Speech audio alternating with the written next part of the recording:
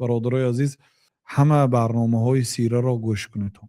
آخر من این شکایت ها، خواه شکایت های مثلا کمبودی در کار، در زندگی، خواه کمبودی در اخلاق و اجتماعیات، هر مشکلی که داریم برای آنکه ما فهمیش نداریم، علم نداریم، از شریعت بیخبر هستیم و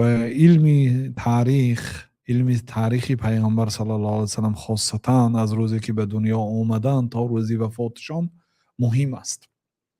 این درس سیره که حالا در شبکه ما نشر میشد، همین درس به همین اسلوب یا از این پستر در دانشگاه ها درس داده میشد.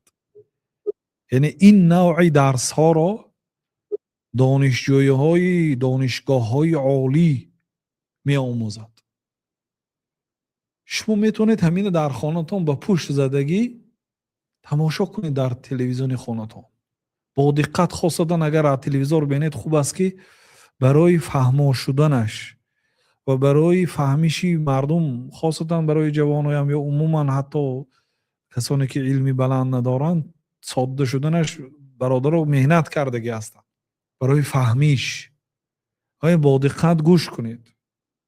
خیلی از دین مقدس اسلامی، علمی تاریخ، ما در درس یکش کمی از فایده هاش بیان کردگی هستیم در رقم یکش. این علمی تاریخ برای طالب علم هم برای علما هم ضرور است.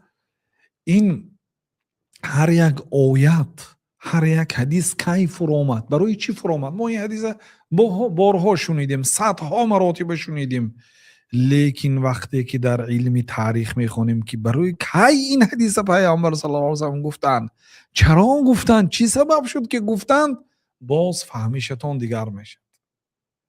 و این چونین درباره اون شخصیتایی که این دین مقدس اسلام به خدمت کردن و الله تعالی تقسیمات الله تعالی رو میبینید که به هر یک آدم الله تعالی فضیلت داده است.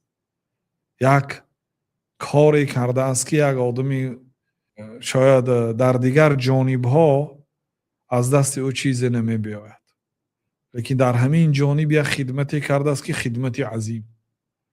خلاصه ما بعضی برادرایی که متخصص سیره هستند شکایت کردن که شما سیره درس داده ایستادید ولی استنباط نکردید، کم مفته.